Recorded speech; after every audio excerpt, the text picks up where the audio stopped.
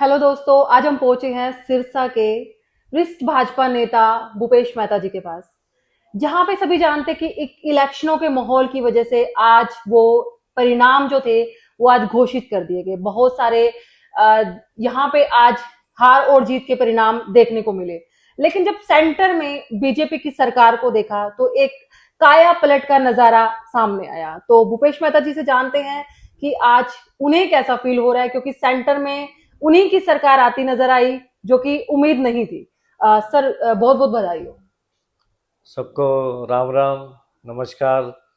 हमारे देश के आदरणीय प्रधानमंत्री नरेंद्र मोदी जी और हमारे पूर्व हरियाणा के मुख्यमंत्री आदरणीय मनोहर लाल जी और हमारे मौजूदा मुख्यमंत्री नायब सिंह सैनी जी के नेतृत्व में पहली बार हरियाणा के अंदर अगर तीसरी बार कोई सरकार बनी है तो भारतीय जनता पार्टी की बनी है।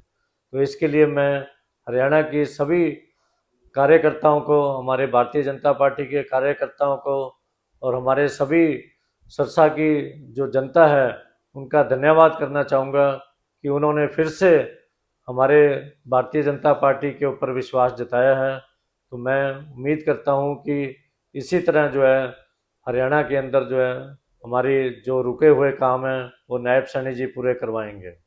सर, हमें ये भी खबरें सुनने को मिली थी कि आप कांग्रेस को ज्वाइन करने वाले हो, तो वो कितनी फेक थी और कितनी सच थी सर?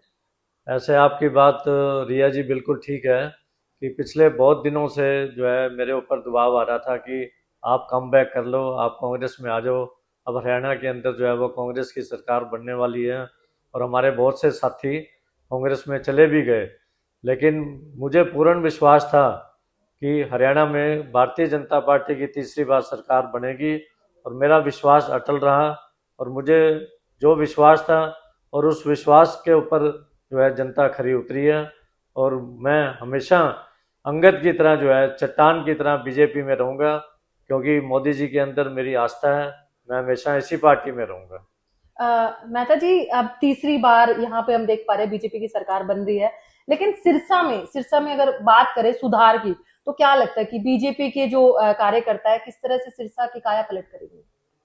ऐसा है रिया जी, पिछले 10 वर्षों में भारतीय जनता पार्टी ने जो हरियाणा में काम किए हैं, चाहे वो मनोहर लाल जी के नेतृत्व में हो, चाहे नायब साहनी जी के नेतृत्व में हो, और बहुत ही अच्छे काम किए हैं।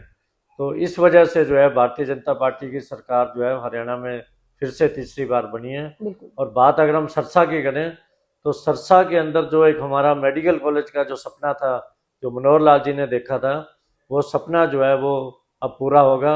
इसी के साथ साथ सरसा की जो सड़कें हैं और सरसा की जो सीवरेज प्रणाली है और सरसा में जो पानी की कमी है, जो पानी का काम है, वो भी जो है रुके हुए जो काम थे वो आने वाले 5 वर्षों में जो है वो हम पूरा करवाने का प्रयास करेंगे।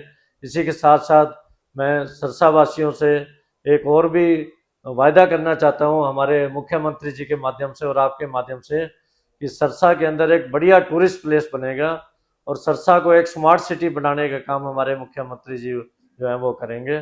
और मैं एक बार फिर सरसा की जनता का बहुत बहुत आभार प्रकट करता हूँ, जिन्होंने जो है भारतीय जनता पार्टी के अंदर विश्वास जताया है।